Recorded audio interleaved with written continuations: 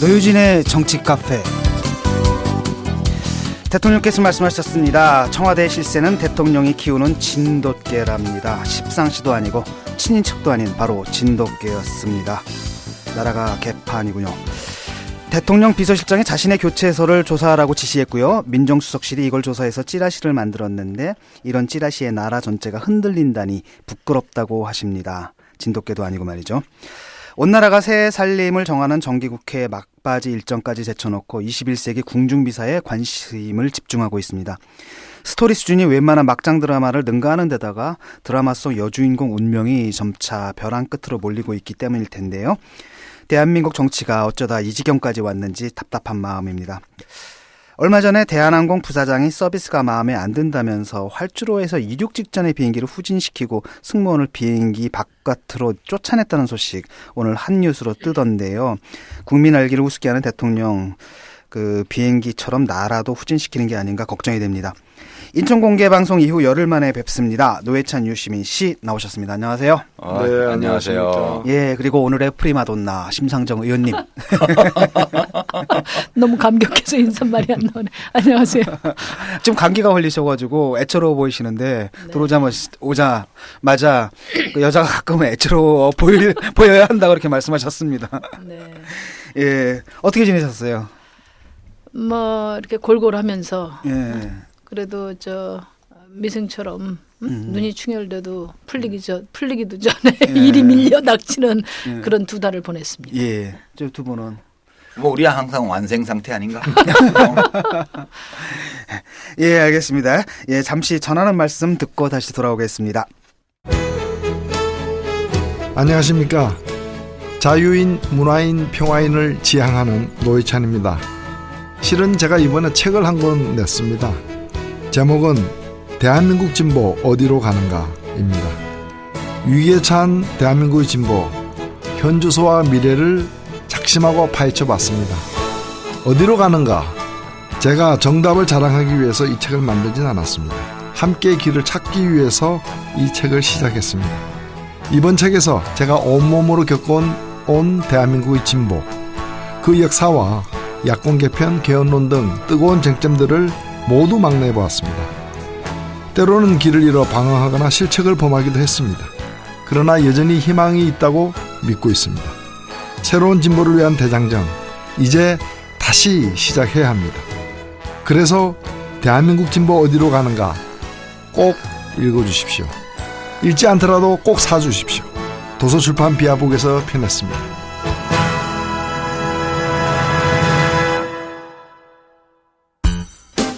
유시민의 타임라인.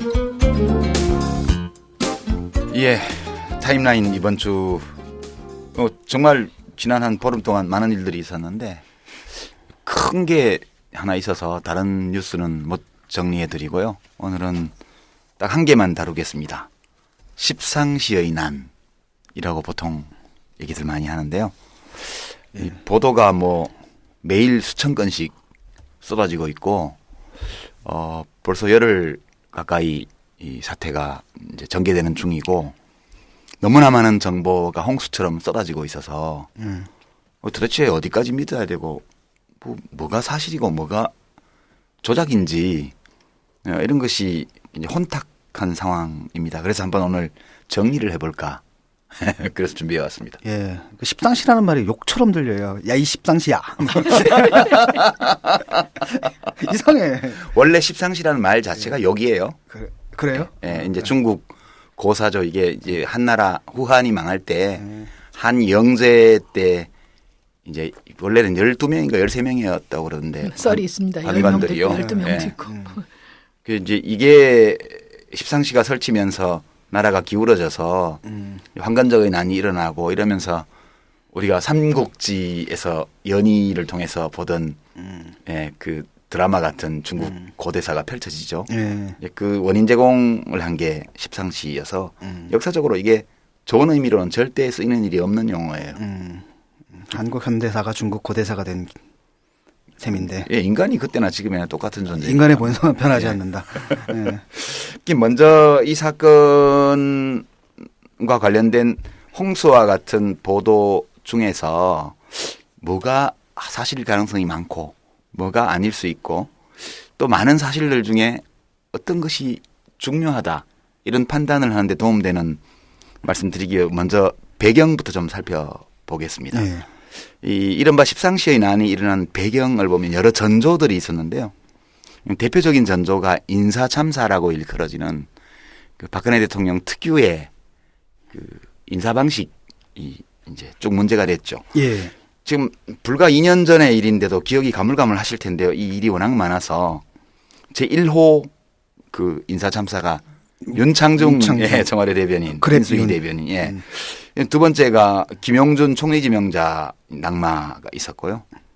이제 그 뒤에도 이제 안대희 총리 지명자도 낙마를 했고 문창극 총리 지명자도 낙마를 했고 김명수 교육부 총리 지명자 기억 안 나시죠 이제는 이미. 이제는 이름도 기억 안 납니다. 예. 하도 많아가지고. 그 뭐 논문 제가 자기 것도 아닌 거 자기 걸로 하고 뭐 연구비를 횡령했다 이런 온갖 것들이 나와서 낙마했고요. 정성근 문화부 장관 지명자도 정말 활극을 벌인 끝에 사퇴를 했죠. 이게 다 기억에 가물가물하실 텐데요. 이제 이게 1막이 있고 2막이 있어요. 예. 근데 이제 이 배경으로 보면 이런 일이 왜 일어나나라는 궁금증이 이 한간에 널리 퍼져 있었고 이런 것이 이제 배경을 이룬 가운데에서 이 사건이 터졌다는 거고요.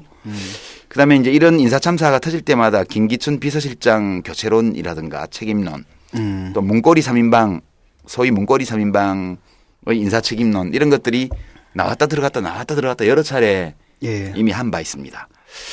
그다음에 직접적인 배경이 된 사건은 이제 금년 3월에 시사저널에서 보도했던 박지만 미행설 사건. 이게 정윤회 씨가 박지만 씨를 미행시켰고 그 미행하던 사람을 박지만 씨가 붙들어 가지고 정윤회가 시켰다는 자술서를 받은 사건인데요. 물론 정윤회 씨는 부인하고 있지만 이런 것들이 다 이제 배경 내지 전조를 이루고 있던 상황입니다. 그다음에 이제 경과를 간단히 살펴보면 보통 이 사건 시작을 11월 28일 세계일보의 청와대 감찰보고서 보도를 시작으로 이야기를 하는데 그 전에 우리가 2주일 전 그 타임라인에서 다뤘죠. 예. 11월 24일 세계일보가 정윤회 씨가 수억 원의 금품을 받고 인사 개입을 한 정황이 있어서 청와대 민정수석실에서 감찰을 하다가 연초에 이 감찰이 중단되었다라는 보도가 나왔을 때. 보도가 나왔습니다. 그때 우리가 이게 커질 가능성이 많다는 예측을 했는데요. 그게 출발이었고 나흘 뒤에 2차 보도에서 세계일보가 청와대 민정수석실에 감찰 보고서를 이제 입수를 해서 보도를 했습니다. 여기서 십상시라는 용어가 그 공직기강 비서관이던 박관천 행정관 경정이죠. 이 사람 현직 경찰 이 사람이 만든 문건에 이 용어가 등장한다 이렇게 나오고요. 그다음에 문고리 3인방이 중심이 되어서 청와대의 내부 상황을 정윤회 씨를 비롯한 외부인들에게 전달했고 거기서 무슨 지시를 받아가지고 김기춘 비서실장 경질서를 찌라시에 흘리고 이런 등등의 국정 개입을 했다는 의혹을 보도를 합니다. 이제 그때부터 시작해서 이제 오늘 현재까지 상황이 이어져 왔는데 박근혜 대통령의 반응을 보면 12월 1일 날 청와대 수석비서원회의를 하면서 이 문건은 루머다, 찌라시다. 이제 중요한 거는 여기 담긴 루머가 아니고 청와대 비서실의 이 문건이 유출됐다는 이 국기문란이 문제의 핵심이다. 이런 발언을 하게 됩니다. 세계일보를 비판한 거죠. 그리고 이제 며칠 후에 문화부 장관 지냈던 유진용 씨가 성나협회 감사 관련한 박근혜 대통령의 그 직접적인 담당 국가장 경질 요구권을 폭로를 합니다. 이게 굉장히 컸고요. 예, 국가장이 나쁜 사람이라고 말하면서 이름을 짚었다는. 예, 뭐 그건 뭐 다 아실 겁니다, 청취자 여러분들. 그리고 이제 검찰 수사가 곧바로 시작이 되었고 관련자들이 줄줄이 출두해서 조사를 받는 상황입니다. 가장 최근 상황은 박근혜 대통령이 어제 일요일 12월 7일 새누리당 의원단을 청와대 초청해서 오찬을 하면서 한 발언인데요. 경제가 급한데 소모적 의혹 제기와 논란으로 국정이 발목 잡히는 일이 없도록 여당에서 중심을 잘 잡아달라. 그 찌라시에 나오는 얘기들이 나라 전체를 흔든다는 것은 정말 대한민국이 부끄러운 일이다. 정윤회 씨는 오래전에 내 옆을 떠났고 전혀 연락도 없이 끊긴 사람이다. 역대 정권의 친인척 관리를 보고 지만 씨 부부는 박지만 부부는 청와대 얼씬도 못하게 하고 있다. 이제 그런 사람들이 갈등을 빚고 국정 전행을 한다는 게 말이 되냐. 그런 일 절대 없으니까 새누리당은 자신감을 가져라. 실세는 존재하지 않는다. 실세는 청와대 진돗개다. 나는 절대로 흔들리지 않을 거다. 이렇게 발언이 쭉 이어진 게 이제 전원으로 보도가 되었습니다. 여기까지가 대체적인 뭉뚱그려본 경과고요. 이야기 나누기 전에 주요 등장인물들만 좀 잠깐 챙겨본 다음에 이야기 나누도록 그렇게 하겠습니다. 이제 핵심 인물은 정윤회, 1998년도에 박근혜 의원의 개인 비서실장을 했었고요. 현재 문고리 3인방으로 일컬어지는 이재만, 정호성, 안봉근 이 시스템을 잡아놓은 다음에 2007년도에 직책에서는 다 물러난 사람입니다. 두 번째 주연이 문고리 3인방인데요. 이 사람들은 대개 1988년도부터 박근혜 의원의 측근에서 보좌를 해왔고요. 현재 이재만 총무비서관, 청와대 인사하고 재무를 총괄하고 있죠. 정호성 비서관은 제1부속 비서관이고요. 안봉근 비서관은 제2부속 비서관입니다. 이 사람들이 하는 일은 대통령의 일정, 수행, 경호 이런 걸 담당하고 있고요. 네, 대통령을 만나려면 반드시 이 세 사람을 거쳐야 하기 때문에 문고리 3인방. 그래서 이 사람들이 문을 열어줘야 들어갈 수 있으니까 이제 문고리 3인방이라는 거고요. 그럼 세 번째 주요 등장인물은 박지만 씨입니다. 전면에 나서지는 않고 있는데요. 이 박지만 씨는 이제 기무사령관 이재수 씨의 전격 경질을 비롯해서 집권 초기에 박근혜 집권 초기에 박지만 씨하고 인연이 있는 사람들이 대거 자리를 받았다가 뭐 국정원, 기무사령, 뭐 청와대 이런 데서 다 밀려납니다. 그리고 이제 미행 사건 때문에 지금 정윤회 씨가 계속 거짓말하면 내가 나서겠다. 여기까지 와 있는 상황이고요. 그다음에 이제 도승지 김기춘 씨가 또 주연 중에 한 사람입니다. 김기춘 씨는 실세라고 일컬어졌는데 우리가 아는 거랑 좀 다른 것 같아요, 상황이. 실세가 아닌 것 같다 이런 얘기들이 나오고 있어서 봐야 될 것 같고요. 그다음에 갑자기 등장한 이제 스타죠. 박관천 경정, 공직기강 비서관실 행정관, 문제의 청와대 문서 작성자. 지금 검찰 조사를 어제 받았고 앞으로도 받을 걸로 보이고요. 그다음에 중요한 의미 있는 조연, 이 조응천 당시 공직기강 비서관인데요. 이 사람이 지시를 해서 박관천 씨가 행정관이 문서를 작성했고, 이 조응천 비서관이 이제 대통령 비서실장에게 김기춘 실장에게 보고하도록 지시한 걸로 나옵니다. 이 사람은 좀 재밌는데요. 그 정윤회 씨하고 이재만 비서관이 전화 통화를 했다는 사실을 정황을 폭로를 했고요. 그때 4월 달 일입니다. 근데 박지만 씨가 마약으로 한 5번 정도 잡혀간 적이 있었는데 이제 그중에 이 조홍천 씨가 검사로서 수사를 담당했던 경력이 있어서 그때 연이 맺어진 걸로 알려집니다. 굉장히 중요한 조연, 갑자기 이렇게 드라마를 빛나게 한 조연 유진용 전 문화부 체육부 장관입니다. 이 사람은 참여정부 때 문화부 차관이었는데 당시 청와대 행정관하고 싸웠죠. 산하기관 인사 문제로 언쟁을 벌인 것이 배째 드릴까요 사건 이른바. 뭐 그 했다 안 했다 말이 있지만 여하튼 그런 걸로 해서 굉장히 소신 있는 인물로 이제 박근혜 대통령이 평가를 해서 썼는데 이분은 진짜 소신이 뚜렷해요. 그러니까 무슨 자기가 보수적이거나 이래서 참여정부 때 청와대하고 충돌한 게 아니고 관료로서 자기의 적법한 권한을 침해당했다고 느끼면 그거에 대해서 자기 할 말을 하는 스타일의 인물이에요. 굉장히 이분이 전체 드라마를 역동적으로 만들어 놓은 인물이고요. 이제 마지막 등장인물이 사실 주연인데 아직 그 화면에는 자주 등장은 안 하고 있습니다. 가끔씩 등장하는데 박근혜 대통령. 개 아니고요. 이제 진돗개는 그냥 따라 나오는 언제 나와요? 이런 정도가 진돗개 역할을 주연급과 주요 조연들이고요. 그 밖에 엑스트라급은 워낙 많이 등장하기 때문에 시간상 언급을 생략합니다. 여기까지가 이제 배경, 전조, 그다음에 경과, 주요 등장인물을 살펴본 거고요. 이제 본격적으로 좀 이야기를 나눠보죠. 제가 몇 가지 그 쟁점들을 준비를 해왔는데 우선 우리 심 대표도 오늘 와 계시니까 뭐가 제일 문제인 것 같아요? 뭘 따져봐야 될 것 같아요, 우리가 이 사태를 보면서. 그 이전에 이제 이게 십상시다. 이게 너무 안 좋은 말들이 매일 회자되니까 대통령께서 일명 진돗개 게이트를 불러달라. 그래서 어제 그렇게 주문을 하신 것 같아요. 진돗개 게이트.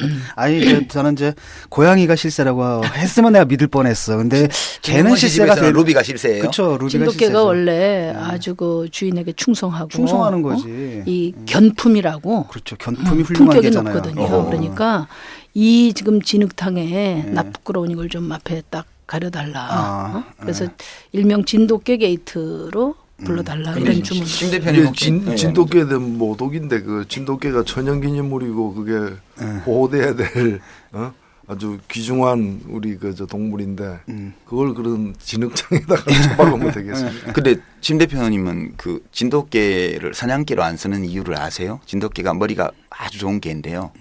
사냥개로는 안 써요. 혹시 이유를 아세요? 아시는 분? 알면 얘기하세요. 군견으로도 못 쓰죠. 예. 진돗개는 머리가 너무 좋아서요. 용맹하고 머리가 좋아서 그 사냥개는 명령에 무조건 복종해야 돼요. 신호를 딱 보내면 추격하고 발견하면 짖고 그러면 신호를 주면 공격하고 다시 신호를 주면 빠지고 이래야 되는데 진돗개의 문제는 자기가 판단하는 지가 거지? 판단해서 해버린대요. 실세 맞네. 그 책상 치지 마세요. 아니 원래 진돗개 저 사냥개의 제일 요건은 제압하는 힘이 아니고 후각이에요. 그래서 이제 그 세페트라거나 이렇게 힘센 개들도 많지만은 후각이 훨씬 발달한 다른 개들이 이제 몸이 약해도 사냥개로 많이 쓰이는 거죠. 그러니까 진돗개가 실세라는 거. 원래 이 실세 논란이 벌어진 거는 시키는 것만 해야 되는데 시키지 않은 걸 지가 알아서 하는 거야, 이 진돗개는. 박근혜 대통령이 여러 의미를 담아서 하신 말씀이 아닐까. 아주 심오한 뜻이 있네요. 역시 그 실세를 해본 분이 그 해석이 다르네. 해봐서 아는데. 나는 그 말을 들으면서 어저께 한 얘기죠, 그게. 예. 어저께 한 얘기인데 그 얘기를 들으면서 이 박근혜 대통령이 그 스톡홀름 증후군을 앓고 있다. 그러니까 이제 인질범에게 이렇게 동화돼 가지고 나중에는 이제 완전 동조되잖아요. 그래서 인질이 인질범을 옹호하잖아요.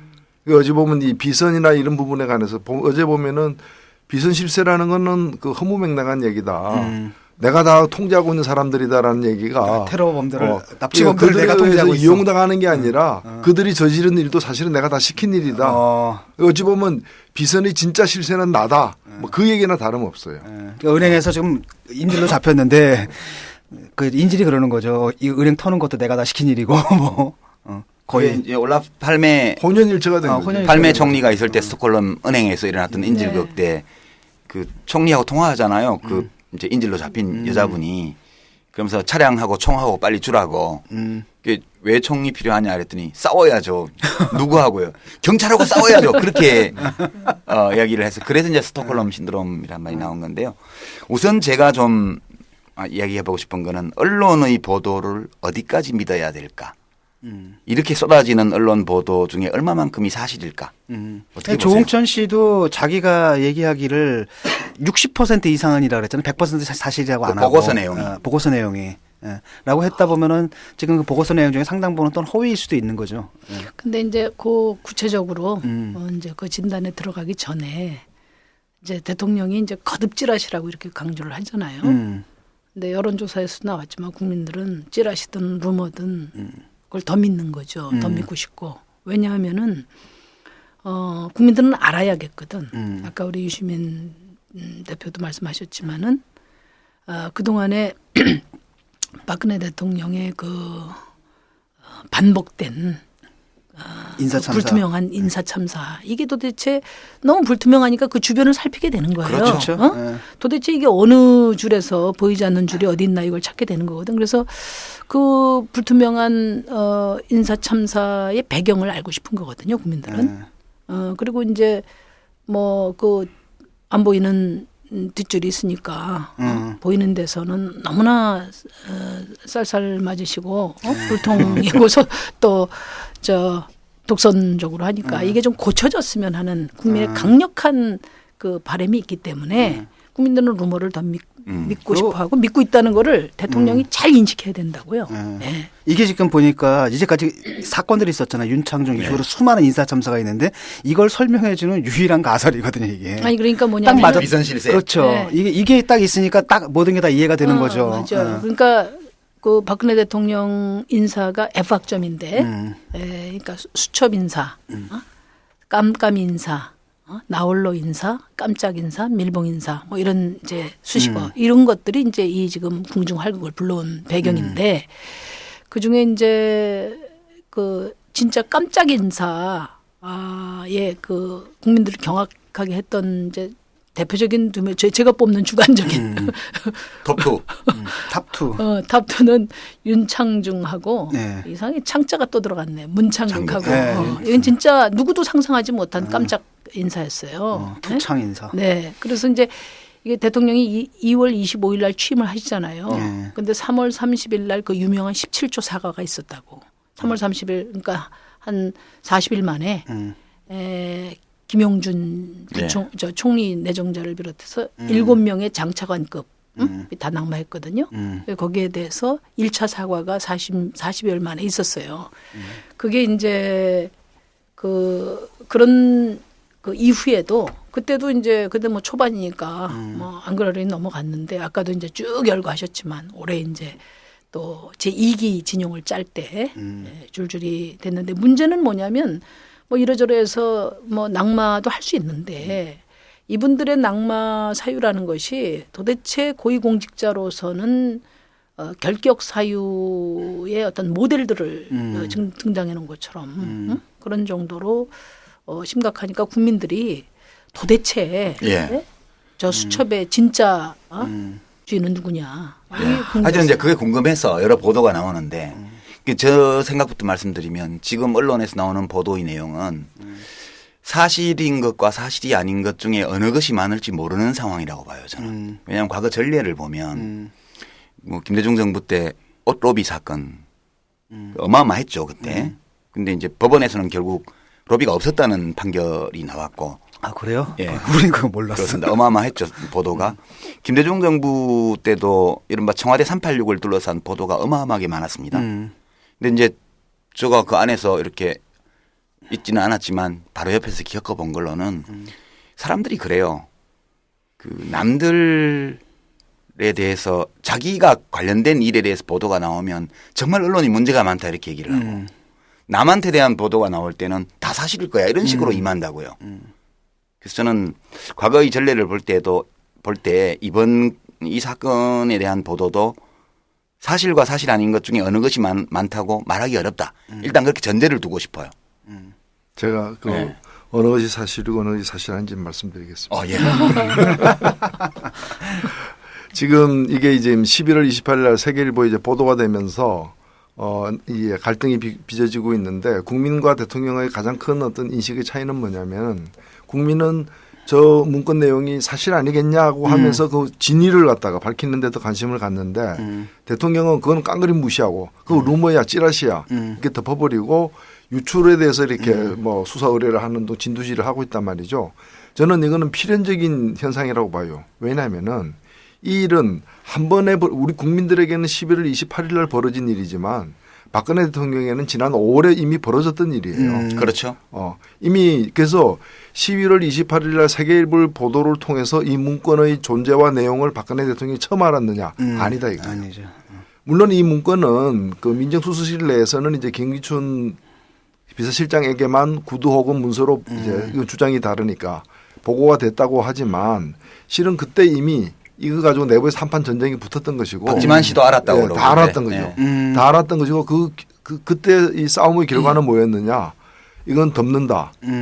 그리고 이 작성한 놈들은 내보낸다. 그래서 민정실에 그게 바로 요원들까지 3월 4월의 일이잖아요. 예. 그러니까. 이제 검찰 수사, 일인데. 검찰 수사도 철저히 됐고 감사원의 감사도 됐고. 그러니까 내부에 내 얘기는 이제 뭔가 하면은 그때 이미 내용을 다 알았기 때문에 내용 가지고 새삼 박근혜 대통령이 놀랄 일은 없는 것이고 근데 이게 다 덮었는데 이걸 누가 세계일보에 갖다 줬냐 이거예요. 그치. 그렇게 생각하면 그러니까 이해가 된다. 청와대에서 누가 갖고 나갔냐보다 더 중요한 문제는 그러니까 청와대에서 갖고 나가는 거는 뭐 의심받는 사람이 갖고 나갔을 수도 있고 또 다른 사람이 갖고 나갈 수도 있는데 이거를 굳이 세계일보에 줘서 다시 전쟁을 일으킨 사람은 누구냐. 이게 이제 박근혜 대통령에게는 가장 큰 관심사인 것이고 그런데 제가 볼 때는 만일 이게 100% 날조였다면은 이걸 작성한 사람은 지난 봄에 이미 작살났을 것이죠. 그렇죠. 그냥 옷만 벗고 가지 않았다. 옷만 벗고 저기 도봉 경찰서로 가지 않았을 거야. 박경정이. 뿐만 아니라 예. 박근혜 대통령이 지금 유출을 조사하라고 하지 않고 이 내용의 진위 여부를 철저히 수사하라고 지시했을 거예요. 그렇죠. 예. 사실이 아니라면. 사실이 아니라면은. 근데 이걸 이제 이랬을 수는 있죠. 뭐 그것이 뭐 예를 들면 그 음식점이 아니라 옆에 있는 다른 일식점일 수도 있고 10명이 아니라 7명일 수도 그렇죠. 있고.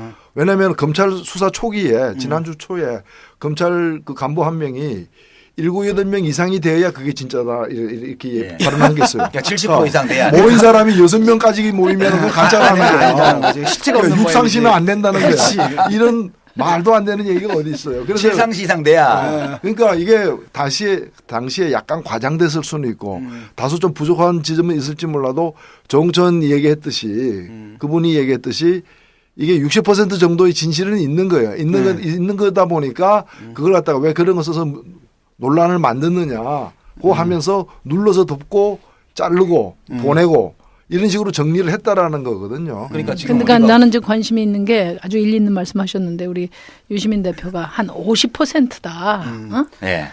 그 조홍천 씨가 70-70%를 이야기했잖아요. 근데 과거 실세의 경험으로 볼 때 한 50% 정도다. 예. 그 얘기를 조금 더 하세요. 어디까지가 50%? 50%. 반올림하면 그게 이제 맞는 거죠. 원래 사사오입이라는 게 5부터는 밀어붙이는 거야. 그리고 십상시냐. 아니 물에다가 독을 타면 40%만 타도 그 독극물이지. 그걸 이제 근데 우리가 이제 물에 유해 요소가 전혀 없는 물이란 건 또 없잖아요. 증류수밖에. 그렇게 살 수는 없는 거고 사람 사는 세상에 다 이만큼씩 이런 거는 있을 수 없는 거예요. 직권을 해본 분이라서 이제 우리랑 예, 멘탈리티가 그래서 좀 다릅니다. 예. 얼마나 사실일지는 알 수 없는데요. 그거를 좀 판단해 보기 위해서 이제 몇 가지 쟁점을 한번 추려봤어요. 심 대표님한테 한번 여쭤볼게요. 네. 지금 의원실에 보좌팀이 몇 명이에요? 우리 정식 보좌관 7에다가 예. 또 인턴 2에다가 한 9. 뭐 하여튼 10여 명. 또 비선이 또 몇 명. 비선. 그러니까 10여 명의 의원 보좌팀들이 다 사이가 좋아요? 자기들끼리 안 싸워요? 그건 진돗개만 알지. 그러니까 이런 거죠. 권력자 측근에 있는 사람들 사이의 갈등, 때로는 싸움, 심지어 암투, 경쟁. 이 자체가 이것 있다는 자체가 문제인가? 이런 얘기가 있을 수 있다고 봐요, 저는. 그러니까 지금 언론 보도를 보면 그런 게 있다는 자체가 문제라고 얘기를 하고 있는데 아니 사람 사는 데는 가면 다 갈등이 있는 거고 더더군다나 대한민국 최고 권력자인 대통령 주변에서 같으면 당연히 대통령의 신임을 얻고 권한을 위임받기 위한 경쟁과 갈등이 있는 건 당연한 거 아니에요? 이게 무슨 문제지? 이렇게 한번 누가 반론을 하면 뭐라고 해야 돼요? 그 제가 이거에 우리 지난번에 다뤘던 주제하고 비슷해가지고 말씀을 드리는데 지난번에 우리가 월성 원전 뭐 얘기하면서 활성 단층 얘기를 했잖아요. 예. 그러면서 그게 신라시대 때 한번 지진이 났던 곳이다. 그러니까 또 날 가능성이 있다고 얘기했잖아요. 이번 사건이 똑같지는 않지만 유사한 것이 이 박근혜 대통령이 청와대를 이제 나온 후에 12.6 이후에 나와서 유경재단 그 총재인가를 하면서 이제 그 일을 주로 하고 있을 때 그때 유사한 사건이 한번 났던 것이 그때 박지만, 박근영 등 자기 그 형제들과 그 다음에 최태민 일가 네. 사이에 큰 전쟁이 있었어요. 유경재단 예. 운영권을 가지고서 이 박근혜 대통령의 그 형제들은 최태민 일가가 저걸 갖다가 이제 그 공적 계산은 유경재단을 가지고 자기들 재산 증식에 다 이제 말아먹고 있다라고 이렇게 문제 제기를 했고 그때 박근혜 대통령이 누구 편을 들었느냐. 최태민 일가 쪽을 갖다 확실하게 편을 들었어요. 물론 나중에는 이제 그게 여러 가지 얽혀가지고 본인이 책임지면서 총재자를 내놓고 물러나오긴 했지만은 물러나오면서도 최 씨 일가들을 갖다가 품에 안고 물러나왔다고. 스톡홀름 증후가 예. 맞네. 지금도 보면은 물론 지금 이제 이 싸움의 또한 상대방이 그 뭐 형제들이라고 볼 근거는 많지는 않아요. 예. 그러나 그것이 X든 Y든 간에 또 한쪽에는 분명히 과거 최태민 일가처럼 이 측근 가신 들이 있고 이 사람들이 형제들보다 나를 더 잘 보호해주고 있고 내가 이 사람들이 있기 때문에 마치 이제 그 우리 그 뭐 인도견이라고 있죠. 네. 그 안 보이는 분들이 하듯이 예. 그런 식으로 의지하는 관계. 예. 맹인 인도견. 예. 뭐 그런 이제 이 관계로 이제 이쪽 편을 또 들고 있는 거는 그런 점에서 보면은 이게 활성단청이에요. 근데 이렇게 근데 이제 예. 그 우리 유 대표가 그 제기한 문제는 그런데 이 자리에 계신 이제 우리 뭐 노 대표님, 유 대표님도 어떤 권력의 실세도 해보셨고 또 나름대로 또 비선도 운영해 보신 그런 네. 분들이라고 봅니다. 그러니까 뭐 권력 주변에 권력을 둘러싼 여러 뭐 암투든 또는 뭐 시가전이든 간에 그 활극이든 간에 이런 것들이 있는 것은 당연하다. 당연하죠. 당연하다. 예. 그런데 이제 문제는 이제 이런 이 암투나 이런 것들이 우리도 뭐 많은 자문을 구하지 않습니까? 예. 공식은 책임성이 따르기 때문에 공식적인 발언은 책임성이 따르잖아요. 그러니까 이 책임성을 강화하기 위해서 다양한 의견들을 듣고 관계들을 가동하는 거죠. 저는 뭐 유능한 리더십이 국민에게 더 확실한 책임을 지기 위해서 다양한 비선 조직들을 가동할 수 있다고 봅니다. 예, 그러니까 그 자체가 문제가 아니고 문제는 일단 거기까지만 얘기하죠. 일단 그 측근들 사이에 권력자 측근들 사이에 경쟁, 갈등 또는 심지어는 암투 이게 있을 수 있는 거라. 있을 수 있는 게 아니라 예. 당연한 거죠. 당연히 있는 예. 거고 그렇다고 봐요. 두 번째로 그 문고리 3인방은 청와대 비서관이라도 하고 있어요. 근데 정윤회 씨는 직책이 없는 사람이에요. 이게 비선이라 그러잖아요. 직책을 가지고 있는 사람 중에 중히 쓰는 사람이 있을 수 있고 이제 그걸 완전히 벗어나서 완전히 사적인 관계 속에서 이제 맺어진 어떤 사람들로부터 국정 운영이 영향을 받는 거 이게 이제 비선 조직이잖아요. 그러면 두 번째 제 질문은 이런 거예요. 지금 대통령에게 비선 조직이 있냐 없냐 가지고 막 난리인데 비선 조직이 있으면 안 되냐? 또는 달리 말하면 아니, 근데 비선 조직을 원래 갖고 있어야 되는 거 근데 아니냐? 비선이라는 게 예를 들어가지고 비선이라는 게 어떤 공식 라인이 있잖아요. 예. 라인을 장악해버리는 건 문제 아니에요? 그러니까 이제 그 답을 아니, 지금 그다음 문제고, 그 답을 그거는 지금 이렇게 그다음 계속 문제고. 지금 순서대로 가시고 계신 것 일단 같아요. 예, 비선이 있으면 안 되냐 그런 문제예요. 어떻게 아니 생각하세요? 비선이 있어도 되고 있으면 안 되기도 하고 그렇죠. 그래요? 그러니까 아까 말씀하신 것처럼 뭐 자문을 구한다거나 뭐 이런 정도야 다 있을 수 있죠. 아니 정윤혜 씨가 자문을 해줬을 수도 있죠. 아니요. 근데 이거는 이상동 교수가 그 증언한 바에 따르면은 대통령 후보 시절에 중요한 어떤 쟁점에 관한 중요한 메시지를 갖다가 공식 그걸 정하는 라인이 있는데도 불구하고 예를 들면 이인혁당 사건에 관한 예. 대응이라거나 두 개의 이런 걸 판결이 있다. 메시지 그거. 같은 걸 전부 다 공식 라인에서 안 정하고 예를 들면 비선에서 어떤 자문을 긋거나 또는 공식 라인에서 만들어진 것에 대한 평가조차도 비선을 통해서 스크린 해볼 수는 있어요. 그런데 문제는 공식 라인에다가 주문하지 않고 비선에서 만들어 온 걸 읽어가지고 사고 났다는 말이죠. 그러니까 이제 그게 그 다음에 한 가지만 더 얘기해 볼게요. 아까 저게 말씀하실 때 정윤회 씨가 뭐 2007년까지 대통령 비서실장을 했다. 본인도 그렇게 얘기했어요. 98년부터 자기는 10년 동안 비서실장을 했고 그 다음부터는 끊었고 안 만나고 있다 얘기했어요. 근데 문제는 박근혜 대통령이 2004년에 새누리당 그 한나라당 당 대표가 됐을 때 그때 비서실장 했던 분들 지금 다 주요 요직에 있죠. 그분들이 2004년에 자기 들어왔는데 그때 정윤회라는 이름을 들어본 적이 없다는 거예요. 네. 그럼 2004년에서 2007년까지는 본인은 비서실장 했다 그러는데 그게 바로 사실은 삼성동에 사무실을 두고 박근혜 그러니까요. 대통령 개인 비서실장 예. 비선이죠. 비선이죠. 그러니까 그 비선이 단순히 어떤 한 개인이 아니라 팀까지 운영했다는 거고 그렇지. 그 팀에서 주요한 결정들이 많이 이루어져 왔다라는 거죠. 이거는 이제 이중 권력처럼 이중 플레이를 한 거죠. 그러니까 그러니까 일단 이제 이게 위험한 상황인 거죠. 그게 이제 똑같이 비선 조직을 가동하고 여러 자문 라인을 갖고 있어도 필요한 공식 절차를 책임 있게 거치는 결정을 그래서 할 때는. 결정을 하는 경우도 있지요. 그렇기 때문에 저는 과연 이게 누구 책임이냐. 물론 인사권은 대통령이 갖고 있는데 대통령이 자기 권한을 행사하는 과정에서 말하자면 대통령 스스로 공적 절차는 안중에 없고 어떤 뭐 비선이든 뭐 무슨 또 사선이든 간에 이렇게 해서 들어온 그런 견해를 수첩에다가 남몰래 적어가지고 모든 사람을 깜짝 놀래키는 깜짝 인사를 한다. 그러면 이것을 과연 그 비선 책임으로 돌릴 수 있겠느냐? 음. 저는 이런 문제는 좀 따져볼 예. 필요가 있다 그러니까 이렇게 근데 보는 겁니다. 그거는 그다음 문제인데. 예, 물론 이제 뭐 문체부의 국과장도 대통령이 지시했다는 거 아니에요. 그러니까 문제는 이제 이런 그 비선 조직들이 말하자면 대통령이 그런 공식 절차를 그 중요하게 생각하지 않는 스타일, 맞아요. 그 멘탈리티를 숙지하고, 그래서 이 비선이 마치 스스로도 실세냐. 실세이고 실세이고 되는 공적 거죠. 권한을 갖고 있는 것처럼 착각해 왔다면 이제 그것은 나는 이제 굉장히 중요한 말씀하신 것 같은데 이게 그러니까 권력을 바라보는 박근혜 대통령의 생각이 문제인 것 같아요. 왜냐하면 이런 거잖아요. 내가 물론 대통령으로서 막강한 권력을 갖고 있지만은 대통령으로서도 반드시 걸쳐야 할 무슨 공식 라인이 있다. 이게 아니잖아요. 여기 공식 라인이 있고 여기 비선이 있는데 나는 권한을 나게 했으니까 어느 쪽이든 난 내가 결정하면 된다. 이런 거죠. 그런데 우리가 나는 이 대통령의 생각과 현재 하고 있는 스타일, 그 리더십 행사 방식이 굉장히 반헌법적이라고 보는 거예요. 왜냐하면은 왜 우리가 헌법에 국무총리를 갖다가 국회의 동의를 얻어서 국회 인사청문회까지 거치고 동의를 얻어서 그 임명하도록 되어 있습니까? 그거는 국무총리가 그 많은 권한 행사를 하기 때문에 국민들의 감시와 통제에 두기 위해서 이루어진 거라는 거죠. 그런데 국민의 인사청문회도 안 서고 누군지도 모르는 사람이 그치. 국무총리 현재 지금 정홍원 총리 국민들이 몰라요. 아직도 그러나 총리하나요? 정윤회는 알아요. 그리고 지금 여론조사 해보세요. 정윤회 씨가 더 권한을 더 많이 행사하느냐 아니면은 정홍원이라는 사람이 더 영향력이 있느냐 이러면 정윤회 씨가 압도적일 거예요.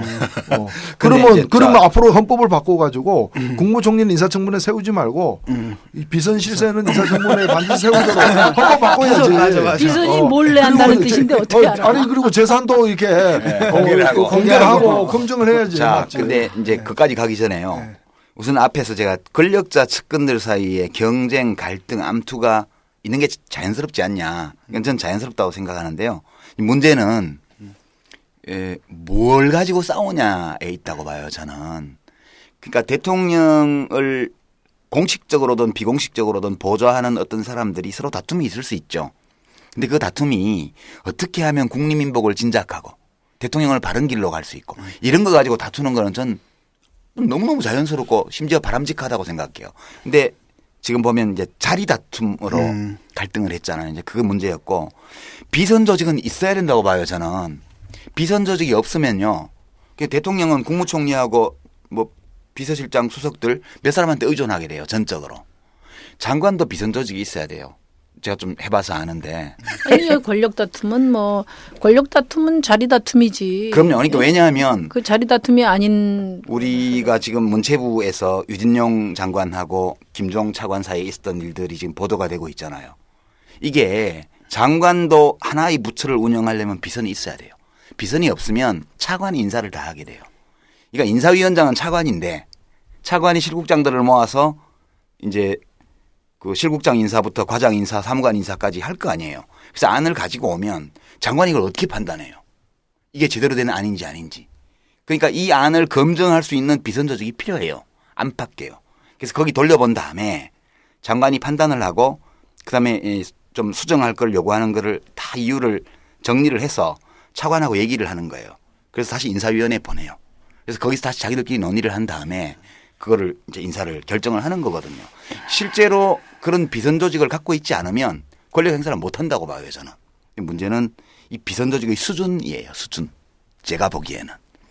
아니 근데 이제 그 비선 조직의 수준도 물론 중요하죠. 그리고 비선 조직이 뭐 말하자면 막구 실세로서 단일 틀로 있을 수도 있고 어떤 지도자의 경우에는 다양한 채널로 의견을 들을 수가 있고 미테랑 대통령 같은 경우는 매주 하루 잡아서 스타들 토론을 했지 않습니까? 노무현 대통령도 그런, 같이 담배 피우는 비선 조직이 있었다고. 이제 그런 것이 있는데, 근데 이제 중요한 거는 뭐냐면은 이제 이런 그 비선 조직이나 비공식은 그것이 사적인 것이 아닌 경우에는 공적 관계, 공적 시스템, 공적 판단을 뒷받침하는 그런 위상에서 그렇죠. 이것이 취급이 돼야 되는데. 예를 들면 아까 그 이야기 잘 하셨어요. 저희도 뭐 어떤 하나를 결정할 때 말하자면 보좌관이나 실무진이 올린 그 사람의 생각의 범위 내에서 국회의원이 어떤 정치인이 어떤 입장을 내는 것은 대단히 위험하지 위험하죠. 않습니까? 아주 그러니까 위험하죠. 그것을 뛰어넘는 다양한 그런 스크린도 하고 일정하게 판단을 가지고 또 실무적으로 올라오는 것들을 판단하게 되는데 그게 저는 오히려 성숙한 리더십의 자세라고 봐요. 그런데 문제는 뭐냐면은 예를 들면 박근혜 대통령 같은 경우 인사를 할 때 이 양반은 우선 첫 번째로 보텀업 어떤 민주적인 절차나 시스템에 오리엔테이션 되신 분이 아니지 않습니까? 어렸을 때부터 구중심처에서 탑다운 방식만 오리엔테이션이 된 분이에요. 그러니까 우선 그 공적 시스템에 대한 인식이 매우 희박할 수밖에 없었다는 예. 거고 두 번째는 그 최근에도 많이 드러나지만 이 양반이 인사 검증을 시킬 때 탑다운 방식으로 하는데 뭐 그럴 수도 있어요. 저는 그럴 수도 있다고 봐요. 근데 문제는 딱 한 사람만 한다는 거 아니에요. 한 사람만 딱 수첩에서 잘 했던 한 사람만 내려서 검증을 하라고 그 얘기는 하면은 비선조직 존재 그 자체가 문제라기보다는 이 그러니까 제가 비선조직을 얘기 활용하는 마무리할게요. 예. 그러니까 이게 이제 예. 탑다운 방식으로 한 사람만 딱 던져서 하면 인사위원회에서 마치 대통령 임명을 거부하는 모양새가 그렇죠. 되니까 그게 이제 굉장히 힘든 거란 말이에요. 예. 근데 지금 저 유시민 작가 말은 내가 이해를 하겠거든요. 뭐 권력투쟁은 어디나 있고 비선은 어디나 있다. 하다못해 그 심상정 의원님도 무슨 일 있으면은 저보고 파스타 먹자고 그래요. 그렇지. 파스타 사주면서 의견 물어보세요. 비선은 있어야 돼. 근데 문제는 뭐냐면 제가 그렇다면 여기서 무슨 공식 라인에 관여라거나 이런 건 아니잖아요. 그래서 둘이 예전에 사귀면 막 달라질 수 있지. 뭔 얘기야 지금. 그러니까 국민들이 지금 권력 암투니 아니면 비선이니 이런 얘기를 하는 것은 그런 정상적인 경쟁이나 정상적인 좋은 그룹을 얘기하는 게 아니라 사적임에도 불구하고 공적 라인을 치고 들어와서 정상적인 시스템을 망가뜨리는 이런 것들을 흔히 그냥 암투라고 얘기를 하고 그냥 흔히 비선이라고 얘기하는 거고. 자, 이제 다음 아니, 쟁점. 이번에 그 저 문체부 국장과장 경질 과정 문화부 국장과장 경질 과정처럼 대통령이 안 나서야 될 일까지를 그러니까 그런 어떤 그 하급 어찌 보면은 그런 뭐 진돗개 수준의 뭐 그런 어떤 이 가신들의 사적인 어떤 민원. 그 민원을 갖다가 해결하는데 대통령 권력이 쓰인 거는 그 자체가 권력 남용이고 창피하죠. 그렇죠. 그리고 너무 창피하잖아. 또 그 내용이 정말 뭐 대통령도 못 챙긴 어떤 중요한 일을 뭐 이렇게 해준 것도 아니고 보면은 그 승마 문제가 있는 그런 뭐 박 무슨 뭐 전 심판 네. 무슨 박 뭐 전문가 그 사람 얘기가 정확하니까 많이 들어봐라는 그런 주문까지 곁들여 가지고 나오는 것 자체가 저는 이제 그러니까 대통령의 창피한 거지. 대통령의 공권력 행사가 농락당하고 있는 거 그것도 아니에요? 예를 들어서 공식 라인은 뭐냐 조사해라 조사해서 올렸잖아요. 그래서 보니까 양쪽 다 아니, 문제가 그건 있다가 공식적인 거잖아요. 아니 근데 난 더 창피한 게 뭐냐면은 창피해 진짜. 오전 내내 아무 말 못하다가 오후에 대변인이 나와가지고 민정수석실의 보고에 의해서 보고를 받고 그렇게 지시를 했다 이렇게 이야기를 했잖아요. 네. 그러니까 제 단언컨대 우리 국민들이 누구 말 믿겠어요? 유진용 장관이 그래도 한때 대통령의 낙점을 받아서 장관을 곁에서 모신 사람인데 예. 그 사람이 이런 정도 입장을 낼 때 얼마나 인간적인 그 어려움을 감수하면서 이야기를 했겠어요. 우리 국민들은 그런 인생사에 있어서 하는 그런 상식적인 걸 다 알고 있다고. 그렇기 때문에 유진용 장관 얘기가 뭐 더 뭐 조사를 해봐야 되겠지만 당연히 아마 그 청와대 대변인 얘기보다 유진용 장관 얘기를 더 저는 믿고 그거는 있다는 거죠. 100% 확실하다고 봐요. 이제 핵심으로 가면 이런 거예요. 지금까지 드러난 이제 나온 보도들을 다 종합해 보면 박근혜 대통령 주변의 측근들이 개별적으로 혹은 무리지어 있어요. 그러니까 이 사람들이 정말 국민민복과 무관한 시답잖은 문제 그 관점에서는 시답지 않지만 자기들끼리는 밥그릇이 걸린 문제를 가지고 맨날 쌈질을 해 서로 미행하고 투서하고 조사하고 뭐 십상시 모임하고 막 해요. 그리고 이것이 공식 직책에 있는 사람뿐만 아니라 공식 직책에 있지 않은 대통령과의 특수관계에 있는 것으로 추정되는 어떤 사람이 밖에서 영향력을 미쳐서 그 비선조직을 그렇게 싸우게 만들었다는 거예요. 지금 보도들을 챙겨보면. 근데 이 사람이 이렇게 할 수 있는 이유는 뭐냐. 이 사람이 실세이기 때문이다. 그렇게 나오잖아요. 그래서 비선실세. 제가 여기서 궁금한 게 실세는 어떤 사람이지? 개랬는데. 아니 그거는 우리가 이제 그건 박근혜 대통령의 말이고 우리가 일반적으로 권력 실세 또는 비선 실세라고 말할 때 어떤 사람이 실세가 되기 위한 실세로 마땅히 불리어야 될 그런 조건이 뭐냐는 거예요. 그건 자기 직책하고 자기가 행사하는 그 권력하고 불일치해야죠. 그러니까 직책이 높은데 그에 합당한 권력 행사를 하면 실세란 말을 안 하잖아요. 그러니까 뭐 직위는 낮은데 자신의 직위에 맞아. 이제 부여된 권력 이상의 권력을 갖다가 행사하거나 그러니까 명실상부한 게 아니라 명과 실이 다를 때 실세라고. 아니 실세는 아니 최고 권력자의 그 가장 그 신임을 받는 게 실세죠. 그거를 신임을 받는다는 걸 어떻게 알 수 있어요? 어떤 사람이. 그러니까 사람들이 내가 실세다 어떤 사람이 주장을 할 때 저 사람이 실세인지 아닌지를 어떻게 아냐고. 남몰래 7시간 만나면 되는 거 아니에요? 이거 실세는 직책과는 무관한 게 국무총리도 실세 총리가 있고 아닌 사람이 있어요. 대독 총리, 의전 총리가 있어요. 그러니까 참여정부 때 이해찬 총리는 총리실 인원이 청와대보다 더 많았어요. 그때. 맞아요. 그러니까 국무총리이고 실세였어요. 그럼 이 총리가 실세로 불리는 이유가 뭐냐는 거예요. 또는 지금처럼 정윤회 씨가 비선 실세로 일컬어지는데 도대체 이 비선이건 혹은 공직에 있건 간에 실세가 되는 조건, 널리 실세로 인정받기 위한 조건이 뭐냐는 거예요. 제가 이제 그걸 정리를 해보면 저는 뭐 실세였던 적이 있는지 없는지 모르겠는데 하여튼 종합해 보면 이런 거예요. 첫째, 실세는 대통령한테 아무 때고 전화를 하거나 만날 수 있어야 돼요. 안 그러면 꽝이야. 뭐 대통령 주변 사람 만나서 뭐 대통령한테 말 전하고 이거 실세 아니에요. 실세는 대통령한테 곧바로 전화를 할 수 있는 사람. 하트라인인 사람. 예. 이거 어떤 식으로 하냐면 제1부속실장을 통해서 하는 거예요. 그러니까 이제 저희가 정부에 있을 때로 치면 대통령하고 뭐 얘기를 하고 싶다 그러면 만나야 되겠다든가 이야기를 해야 되겠다 싶으면 부속실장한테 전화를 한다고요. 제1부속 비서관. 해서 아무개인데 내 대통령 좀 뵈야 되니까 시간 언제 비었냐 이렇게 물어보면 뭐 이번 주 목요일 다음 주 화요일 비었는데요. 그러면 그럼 일단 이번 주 목요일 날 내 걸로 일단 잡아넣어줘 잠정적으로. 보고 드리고 나서 확정되면 연락 줘. 이렇게 하면 한 2시간 있으면 확정됐습니다. 연락 온다고요. 이게 첫 번째 조건이에요. 대통령 마음대로 못 만나면 실세 아니야. 두 번째, 대통령을 만나서 아무 얘기나 할 수 있어야 돼요. 아무 얘기나 무슨 얘기나. 뭐 대통령 만나서 뭐 제한된 의제를 가지고 미리 비서실하고 상의해가지고 오늘은 이걸로 얘기합니다. 이거 실세 아니야. 우리 유 대표가 진짜 실세를 좀 해봤네. 아무 얘기나 할 수 있어야 되고요. 세 번째는 그 사람이 무슨 얘기든 했는데 그 얘기의 상당 부분을 대통령이 받아줘야 돼요. 저 사람 대통령 만나긴 만나는 것 같은데 되는 일은 없어. 실세 아니야. 이 세 가지 조건이 순차적으로 오화가 아니에요. 엔드로 언제든지 통화하거나 만날 수 있고 무슨 이야기든 할 수 있고 그리고 그 얘기를 대통령이 다는 아니지만 상당한 부분을 받아줄 때만 실세예요. 그러니까 내가 보기에 이제 대통령 비선의 문제점은 박근혜 대통령 비선의 문제점은 비선이긴 비선인데 너무 깊이 들어가 있어요. 근데 이제 비선이. 박근혜 대통령의 지금까지 이 비선 활용 양상을 볼 때 정윤회 씨가 이 기준에 맞는 것 같아요, 안 맞는 것 같아요? 뭐 그렇게 자주 만나거나 그러진 않은 거잖아요. 아무 때나 뭐 드나들거나 청와대에. 그거는 모를 일이지. 그래요? 모를 무슨 일이고. 경호실 일지를 조사해 봤나 우리가? 안가에서 만날 수도 있고. 안가에서 만날 수도 있고 대리로 만날 수도 있고 쪽지 전화 통화를 할 수도 쪽지도 갈 수 있고. 인도네시아에서 만날 수도 있고. 어때요? 느낌이 어때요? 정윤회 씨가 실세 맞아요, 안 맞아요? 그러니까 이것과 관련해서 유진용 장관 전 장관의 증언이 결정적인 거예요.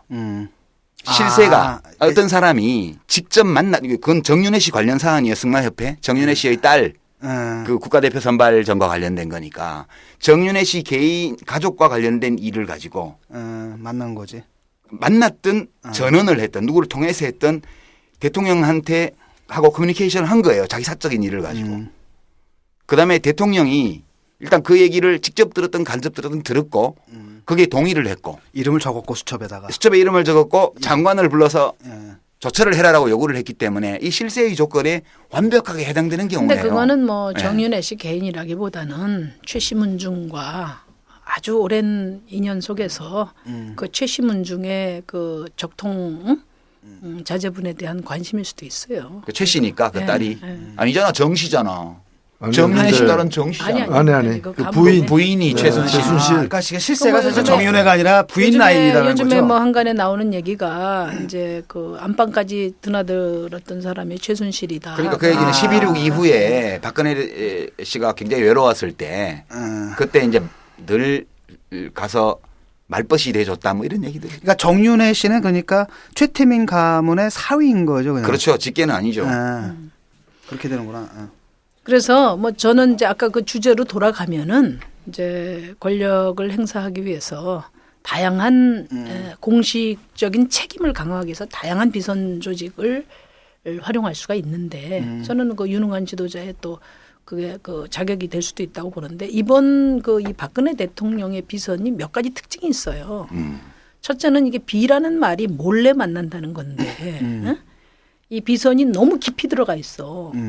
그리고 너무 사사로운 그러니까 관계로 말도 안 이루어지고 되는 거 국장 그다음에 과장 너무 이름 나오고. 단선적으로 돼 있고 그다음에 또 하나 특징은 완전히 이 박근혜 대통령의 그 예스맨들 분신들로 돼 있단 말이에요. 그러니까 이건 사실은 어떻게 보면 그렇게 보면 이 비선의 실체가 누구냐? 아니 근데 비선이 예스맨인지 박 대통령이 예스걸인지 아무도 모르는 거 아니야? 뭐 그것도 그렇겠지만 이제 권력 행사의 주체가 박근혜 대통령이라고 본다면 그 자 이제 관계에서 우리 본다면 타임라인 시간이 너무 많이 지금 늘어나서 이제 마지막 쟁점을 하나만 살펴볼게요. 자 지금 이제 대통령 측근들이 암투를 벌여서 국정이 혼란해졌다. 인정합시다. 그다음에 이 혼란의 배후에 비선 조직이 있다. 이것도 인정합시다. 그 이 비선 조직의 핵심이 누군지는 모르겠지만 하여튼 실세다. 박근혜 대통령의 이야기를 듣고 그대로 해준다. 여기까지 다 우리가 인정한다고 볼 때 그러면 해결책이 뭐냐. 이 비선을 다 쳐내면 그다음 비서관들을 갈아치우면 김기춘 실장을 사퇴시키면 문제가 해결되냐. 이게 이제 최종적인 의문이에요. 이 십상시의 난에 관련된. 노 대표님 어떻게 보세요? 그렇게 되면 나라가 망하겠죠. 아니 그러니까 저는 통치 박근혜 자체가 불가능해지는 거 대통령이 아니에요? 그 사실 박근혜 대통령의 비밀주의라는 것이 이제 와서 보면은 공개하면은 정말 창피해지는 그런 어떤 이 권력 행사 방식과 의존 관계 때문에 그 비밀주의가 더욱 강조되어 왔던 게 아닌가. 그런 점에서 지금 비서실장과 문고리 3인방 등은 완전 쳐내는 것은 이 진위 여부가 어떻게 판가름 나든 관계없이 쳐버리는 게 정치적으로 보면 상식이죠. 상식적인 대응인데 또 다른 한편에서는 그 3인방 같은 경우 쳐내면 대통령이 운신을 할까 뭐 걱정하는 사람도 있더라고요. 근데 저는 대통령이 바뀌어야 된다고 봐요. 물론 이제 바뀌지 않을 거라고 이제 단언하시겠지만은 어쨌든 간에 대통령이 국정을 운영하는 방식이라거나 또 이 비선을 활용하는 방식이라거나 이런 걸 바꿔야 된다고. 나는 국무총리부터 사실은 정상적으로 국무총리에게 권력을 좀 배분해 줘야 돼요. 노 대표 같은 분은 국무총리도 모시다 놓고 권력을 확 배분해 주면 박근혜 대통령이 편하잖아. 아니 뭐 권력을 배분해 줘도 나는 안 갈 테니까. 그게 왜 가? 아니 나라를 구하러 가셔야지. 아니 근데 진짜 걱정되는 건 문제는 뭐냐면은 아니 그러니까 정상적 우리가 흔히 말하는 어떤 정상적인 통치 방식으로 회귀를 해야 되는데 이분이 그걸 해본 적이 있냐라는 거예요. 그러니까 차라리 이 사람들 문제가 많지만 놔두는 게 낫지 않냐. 놔두는 게 낫지. 이게 스톡홀름 증후군이 막 퍼지고 있는 것 같아.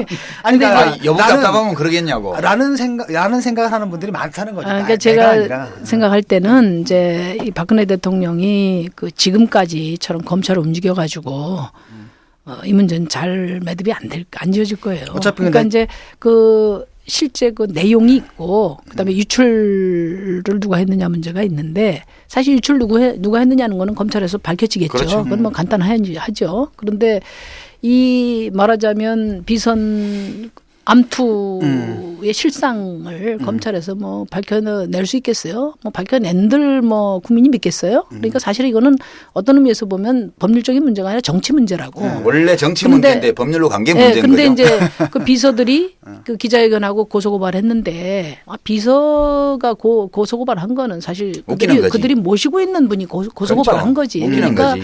그 대통령이 이것을 지금까지 예의 그랬듯이 갖다 고소고발 시키고 그다음에 가이드라인 제시하고 그다음에 다 난 자신 있다 이렇게 이야기하고 저는 큰 실수를 하는 거라고 봐요. 그러니까 뭐 자신 있다 이렇게 이야기를 했는데 저는 그 얘기 들으면서 이게 국민들을 알로 보시나 알로 보는 거야. 옛날부터 그랬던 거야. 그러니까 배우 실세는 대통령 자신이요. 이제 국민들 박골레오네. 박골레오네. 국민들과 대결하겠다는 의지밖에 아니거든요. 그래서 저는 사실 제일 좋은 거는 야당이 지금 국정조사 이야기하고 있으니까 아니 대통령 스스로가 정적인 문제를 가지고 법률적으로 가서 호소하니까 우리도 국정조사 특검을 이야기를 해야죠. 왜? 거기서 잘 안 밝혀지니까. 그렇지만 이 사안은 기본적으로 정책 사안이고 대통령이 정말 이번 기회에 돌아봐야 되거든요. 국민들에게 사과도 한마디 하셔야 되고 그다음에 뭐 불가피하지요. 정치라는 게 원래 그런 거 아니겠어요? 다 날려야지요. 그리고 그 김기춘 비서실장이 요즘 침묵하고 계신데 이분이 정말 대통령을 위해서 할 수 있는 마지막 일이 그 3인방 데리고 용퇴하는 거거든. 예? 그러니까 이제 근데 계속 버티고 계시단 말이에요. 그래서 대통령이 하고 그다음에 공적인 인사 시스템에 대해서 공부도 좀 하시고 이것을 복원하고 그다음에 차제 청와대 내각 쇄신하고 이렇게 일련의 상식적인 정치적 해법이 이 예정돼 있음에도 불구하고 대통령은 지금 뭐 한번 붙어보자 이거 아니에요. 네? 그러니까 이렇게 가면은 나라가 진짜 어려워지니까 그러니까 국회 그 지금이야말로 김무성 새누리당 대표가 역할을 해야 된다. 그 양반이 그 당대표 할 때 할 말은 하겠다 했잖아요. 아, 그거야 대표 되기 위해서 한 말이고. 지금이 할 말만 안 하겠다. 할 말만 안 하겠다. 그지? 말을 해야 될 때지. 예? 때. 그래서 근데 그 말을 하기에는 박근혜 대통령 임기가 너무 오래 남았어요. 2년 미만만 남아도 어떻게 손봐버릴 텐데. 할 말만 무성하고. 지금 3년도 넘게 남았어. 자 이제 타임라인 좀 정리하겠습니다. 우리 오늘 심 대표가 같이 참여하셔가지고 많은 얘기를 이제 알려주셨는데요. 옛날에 유신 정권 때 이제 박통 1세 때 유행하던 말이 떡밥 만지면 떡고물 손에 묻는 거 당연하다. 그 얘기였잖아요. 이유락심이나 등등. 이게 떡고물의 문제였고 그때는 떡고물에 만지는 사람의 문제였어요. 떡고물을 만지는 사람의. 근데 이제 이 박근혜 대통령의 비선 관련 문제들을 살펴보면 우선 수준 미달인 그 측근을 계속 썼고요. 그렇습니다. 우리 심 대표도 앞으로 뭐 3선, 4선, 5선 하시고 대통령까지 하시게 되면 참모를 갈아야 돼요. 중간에. 왜냐하면 자기의 정치적 지위가 아직 그렇게 크지 않을 때는 거기 맞는 참모들이 오는 거거든. 그럼 어떤 정치인이 성장해 가면 성장한 위상에 맞는 참모진으로 개편을 해야 돼요. 근데 창업 공신들이 초기에 벤치 투자했을 때부터 했던 사람들이 물러나냐고 안 물러나요. 구멍가게 회계하던 애들이 이제 대기업 그렇지. 구멍가게를 할 때부터 골목 축구하던 사람이 예, 하던 사람이 지금 청와대까지 가 있는 거야. 아니 뭐 그거야. 유비는 저기 그 장비와 간원장 안 버렸잖아. 그러니까 망했잖아요. 그래서 망한 거야. 예, 그래서 망한 거예요. 유비 자기 때문에 망한 거지. 그나마 그 제갈공명이라도 나중에 합류해서 그나마 나왔던 거지. 그래서 박근혜 대통령을 내가 내재적으로 이해하는 입장에서 보게 되면 참모들을 너무 오래 업그레이드를 안 하고 지금까지 끌고 온 게 근본 문제예요. 그러니까 이 문고리 3인방의 경우 박근혜 대통령이 정치적으로 지위가 미미하던 시절부터 이제 보좌를 시작했고 정윤회 씨도 마찬가지고요. 이게 지금 청와대까지 간 거 아니에요. 그러니까 암투와 갈등을 벌이는 주제가 한마디로 천박한 거를 가지고 싸우는 거예요. 그다음에 싸움의 방식이 너무너무 저열해. 창피해. 어떻게 대통령한테 가서 일개 부처에 국가장 바꿔달라고 민원을 하냐고. 옛 말이 있잖아요. 그러니까 정리할게요. 옛말에 그 저기 뭐에 저 순대 순대 만드는 과정과 정치하는 과정은 보지 말라고 그랬어요. 네. 그러니까 그리고 이제 그렇게 됐고. 그러니까 수준이 너무 낮은 거예요. 참모들의 비선의 수준이. 그리고 실세를 잘못 골랐어. 실세는 수준 있는 사람을 비선이든 공식이든 실세로 해서 자기가 판단을 의지해야 되는데 그거 안 하고 있고요. 그래서 문제의 근본은 정윤회 씨나 문고리 3인방이나 김기춘 실장에게 있는 것이 아니고 박근혜 대통령 자신의 문제, 떡이 문제예요. 지금 떡고물이 문제가 아니고. 근데 이 떡이 바뀌기를 기대하기가 대단히 어려워. 그래서 우리가 지금 해야 될 일은 박근혜 대통령이 이와 같은 방식으로 3년을 더 간다고 가정하고 이 사태가 사회와 국민에게 주는 국가에 주는 데미지, 손상이 최소화될 수 있도록 하기 위해서 야당은 뭘 하며 정의당은 뭘 하며 우리 시민들 개개인은 뭘 어떻게 하면 좋겠는가 이 고민을 이제 집중적으로 시작해야 될 시기가 왔다. 그렇게 타임라인을 마무리할까 합니다. 마음에 드세요 결론이? 우리 그 저기 저는 원래 경험주의자거든요.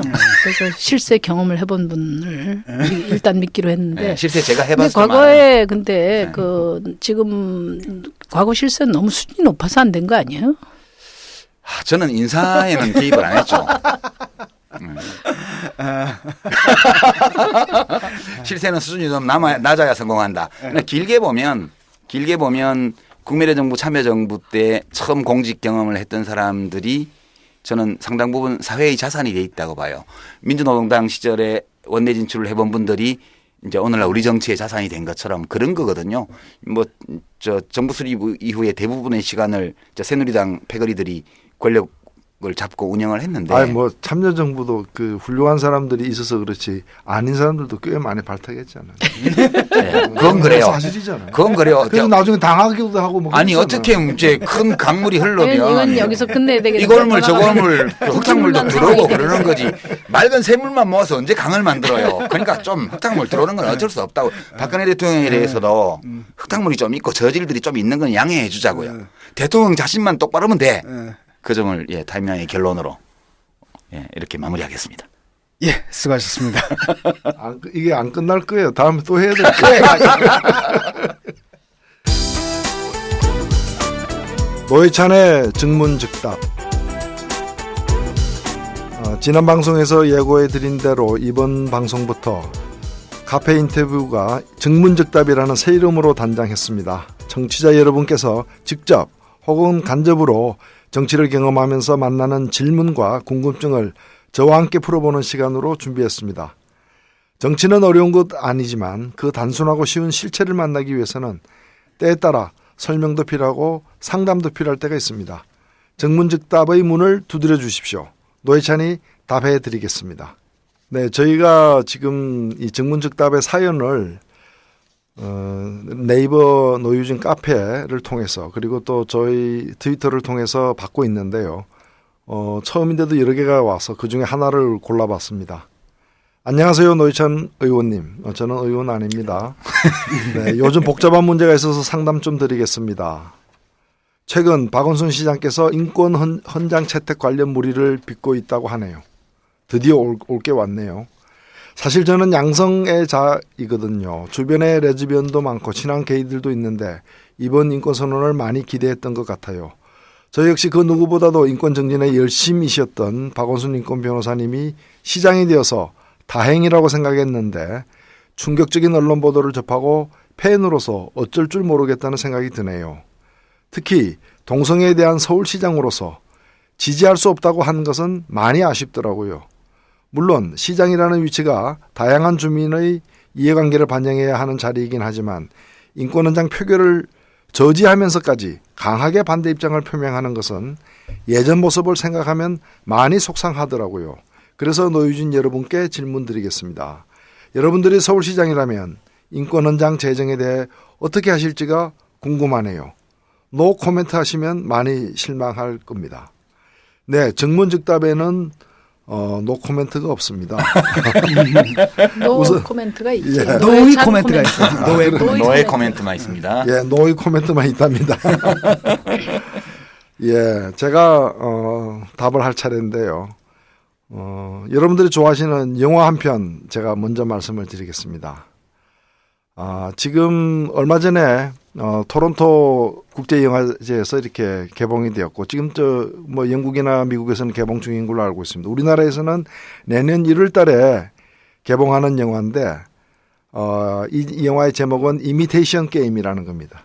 아마 주인공은 여러분 잘 아실 겁니다. 베네딕트 컴버배치. 요새 그 셜록 드라마의 주인공이기도 하고요.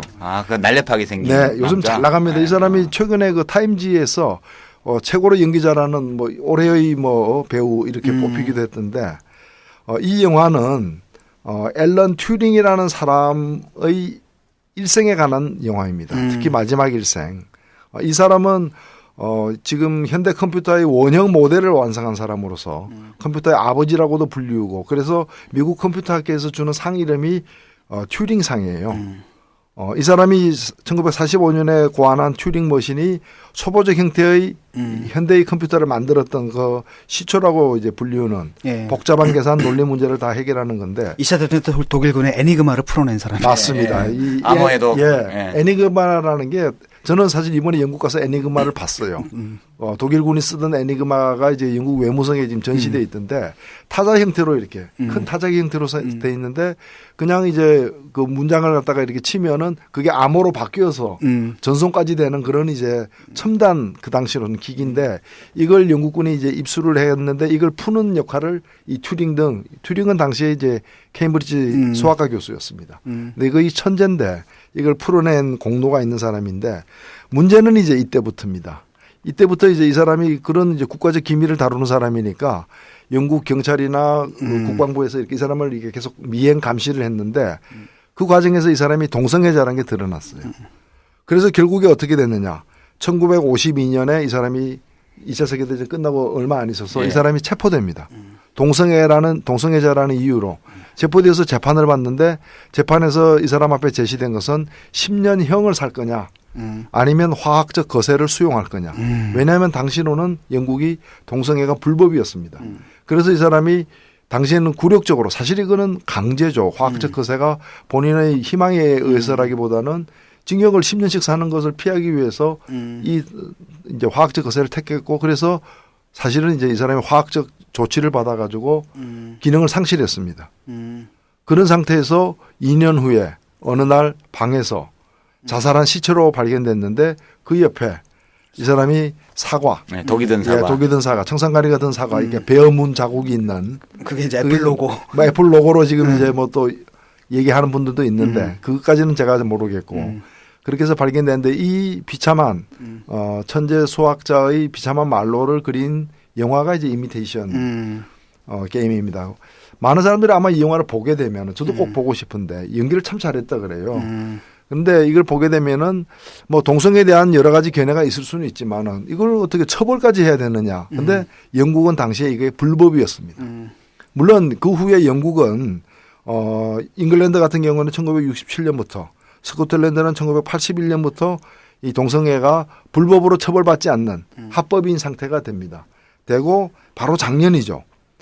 그러니까 이 앨런 튜링이 이제 사망한 지 자살한 지 59년 만인 작년 크리스마스 때 영국 엘리자베스 여왕이 이제 사면을 해요. 웃기는 거죠. 사면한다는 자체가. 그러니까 지금 사면해서 뭐 합니까? 그러니까. 근데 하여튼 다시 이렇게 재판을 해서 영국 법무부 장관의 건의를 받아들여서 이렇게 무죄 판결을 받고 복권이 됩니다. 재심을 한 거겠죠. 자, 그러면 조금 전에 이제 이 뭐 박원순 시장 이름도 나오고 지금 또 서울시청에서 지금 이 정권농성 성소수자와 그 인권단체들이 정권농성 중이지 않습니까? 그러면 동성애가 한국에서는 현재 합법입니까 불법입니까? 불법은 아니에요. 무슨 법으로 네. 금지한 게 없어요. 우리나라. 맞습니다. 네. 많은 사람들이 혹시 불법 아니야 이렇게 알고 계신 분도 계시는데 그렇지 조항 않습니다. 자체가 없어요. 그런 그러니까 지금 네. 농사하고 있는 사람은 불법을 합법으로 만들어달라고 농성하는 게 아니라 이미 한국에서는 합법입니다. 합법이기 때문에 동성애자가 군대도 갈 수 있죠. 면제 안 해줍니다. 면제 안 해줍니다. 음. 그래서 국방의 의무도 다 이제 치르고 있는 거고 실은 좀 더 우리가 법률적으로 더 들여다보면은 헌법 11조 1항에 보면은 대한민국 국민은 법 앞에 평등하다고 하면서 여러 이유로다가 이 차별받지 아니한다라고 되어 있는 그 정신에 따라서도 동성애는 이제 그 불법이 아니고요. 그 위에 이제 인권위원회법에 보면 구체적으로 나와 있어요. 인권위원회는 이 성적 지향을 이유로다가 차별하는 행위는 평등권 침해라고 규정하고 있어요. 그렇죠. 네. 그 이외에도 이제 뭐 이 군과 관련된 형의 집행 및 수용자 처우에 관련된 법이라거나 군과 관련된 군의 형의 집행 수용자 처우에 관련된 법률에도 성적 지향에 대한 그걸 이유로 차별하면 안 된다고 법에 나와 있어요. 그래서 군대 다 가는 거예요. 그걸 가는 거죠. 네. 예. 뿐만이 아니라 이제 2011년에는 한국 정부가 유엔 인권이사회에서 성적 지향과 성별 정체성을 이유로 한 차별에 반대하는 그 결의안에 서명도 우리 정부가 서명도 했습니다. 그리고 반기문 유엔 사무총장은 또 그 같은 해에 이 똑같은 얘기를 성적 지향과 성적 정체성을 이유로 벌어지는 차별과 폭력으로부터 모든 국민이 보호해야 된다. 뭐 이렇게 또 얘기도 했고요. 자, 그러면은 동성애가 대한민국에서는 법률적으로 불법이 아니고 또 차별을 갖다가 금지하는 법도 이미 있는 상태입니다. 이런 상태에서 서울시가 서울 인권헌장을 만들겠다고 하면서 인권헌장을 만들 때 광주나 뭐 다른 나라보다도 더 멋있게 한번 만들어 보겠다고 해서 또 우리 박원순표 이 행정이죠. 그래서 시민들이 참여를 갖다가 예, 오랫동안 논의를 해서 거의 합의를 했잖아요. 했습니다. 여기 뭐 한 2,000명 가까이 이렇게 응모를 해서 10대 1로 해가지고 헌장 재정 시민위원들을 뽑았고 여기서 수개월 동안 논의를 하고 6차례 큰 회의를 해가지고 이제 마지막에 이렇게 합의를 이제 그 결정을 내렸는데 이 과정에서 한 50개 정도 되는 조항 중에서 5개 조항이 만장일치가 아니었던 거예요. 그럼 만장일치 아닌 상태에서 어떻게 할 것인가를 또 논의했어. 근데 다수가 만장일치는 아니더라도 압도적인 다수가 원하고 있다면은 그거는 표결을 통해서 정하자라고 해서 그걸 정했습니다. 그 정한 게 언제였느냐? 11월 28일 마지막 6차 회의. 여기서 정한 것을 제가 좀 읽어보겠습니다. 이건 의미가 있는 구절이기 때문에 서울 시민은 성별, 종교, 장애, 나이, 사회적 신분, 출신 지역, 출신 국가, 출신 민족, 용모 등의 신체 조건, 그 다음에 혼인 여부, 임신, 출산, 가족 형태와 상황, 인종, 피부색, 사상과 양심, 정치적 의견, 형의 효력이 실효된 전과, 그 다음에 성적 지향과 성별 정체성, 학력, 병력 등 헌법과 법률이 금지하는 차별을 받지 않을 권리가 있다.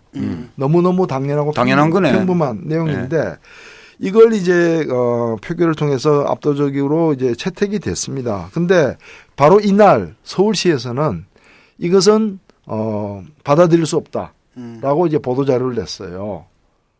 왜 서울시가 이제 이걸 표결하기 전에 서울시는 표결을 반대한다. 만장일치로 처리했으면 좋겠다라고 주문을 했는데 그러나 이 재정위원들이 이걸 또 정할 권한이 있다 보니까 재정위원들이 다수의 뜻을 따라서 이걸 정한 겁니다. 그런데 서울시는 이제 인정하지 않는 거죠. 그래서 이게 원래는 12월 10일 세계인권의 날에 선포하기로 돼 있는 건데 선포하는 주관 행사는 서울시 재량이니까 지금 못하게 된 상태에서 인권단체와 뭐 관계자들이 이제 몰려간 것 같아요. 그래서 저는 이것을 일각에서는 뭐 동성애 부추기냐 뭐냐 하는데 이거는 사실은 동성애 지지하냐 아니냐 성적 지향은 각자 알아서 하는 거예요. 네.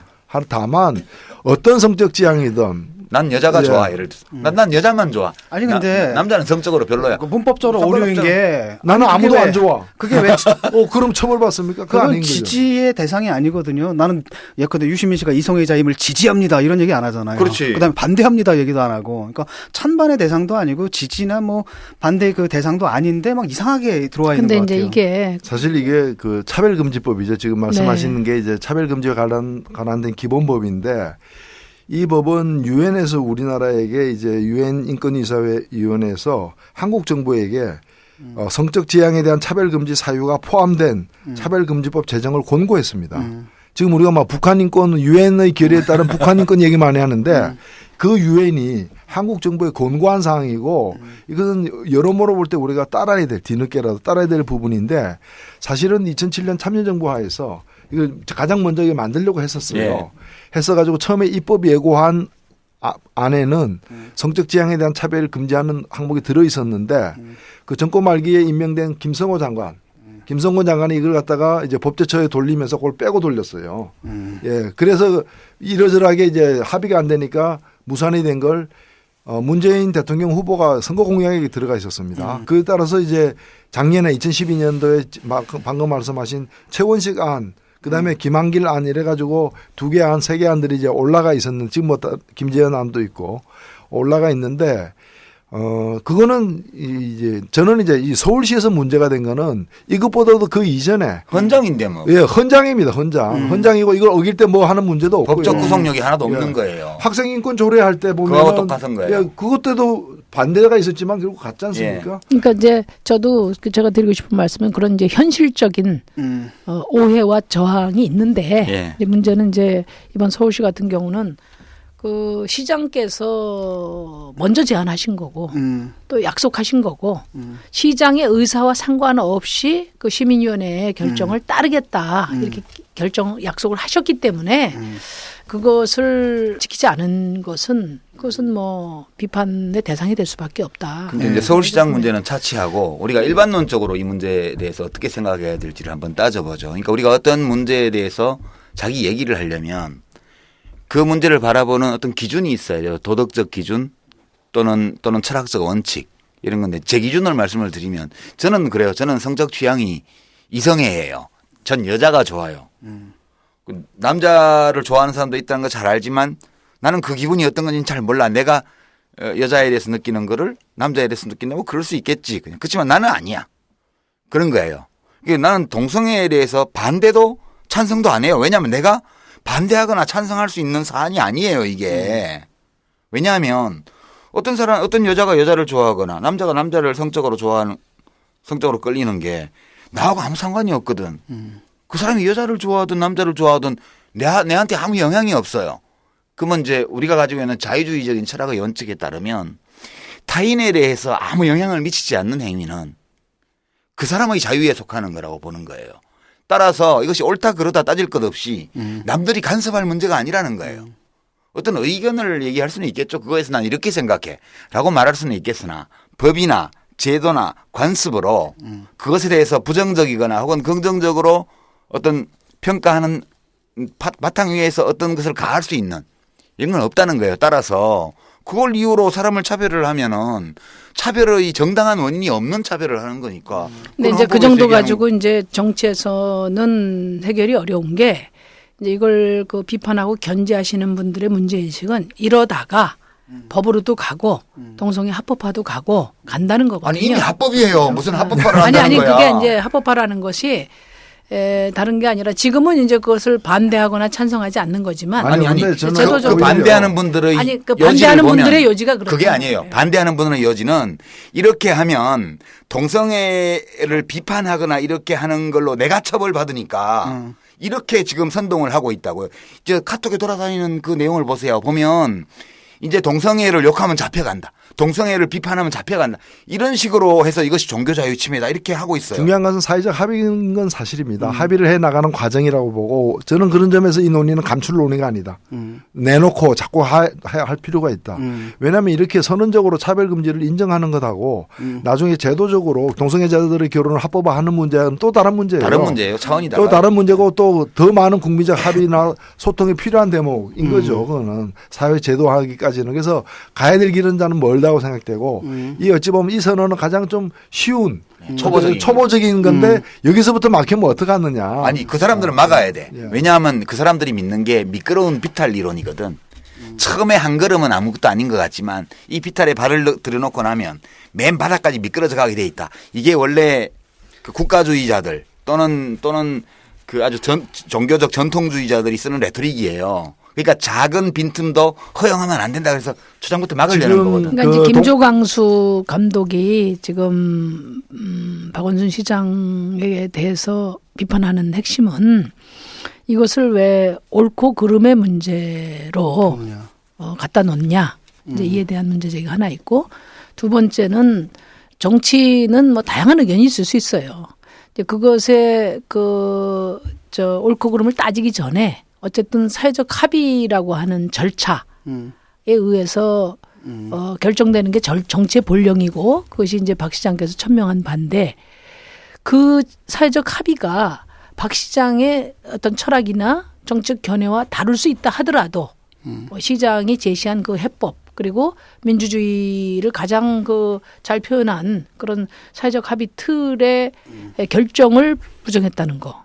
이제 이것이 이제 박 시장 겁이 났던 것 같아요. 겁이 난 거죠. 아니 어쨌든 결과적으로 그래서 이 점과 관련해서는 지금 우리 노회찬 전 대표께서 말씀하신 것처럼 일단 이 동성애 자체에 대한 더 진전된 논의는 또 그 다음에 하더라도 그렇죠. 예. 예. 이게 어떤 헌장이라는 수준에서 시민적 합의를 존중하는 네. 그런 차원에서 박 시장의 후속 조치가 있어야 되지 않겠나 하는 예. 이미 사실은 예. 똑같은 내용이 광주 인권 헌장에도 들어가 있고 예. 서울 성북 헌장에도 들어가 있어요. 마지막으로 그래서 이제, 예. 제가 마지막으로 정리해서 말씀드리면은 저는 희망컨대 바로 즉각 박원순 시장이 그 농성하고 있는 분들 만나서 대화를 하고 그리고 애초에 이제 약속했던 그런 수준으로 이 마무리를 짓는 게 합당하지 않느냐. 그리고 내년 1월 달이 될 것 같은데 그 이미테이션 게임 개봉하면은 그 성소수자들하고 손잡고 그 영화 꼭 한번 보시라. 이게 제 부탁입니다. 정문 다답이었습니다.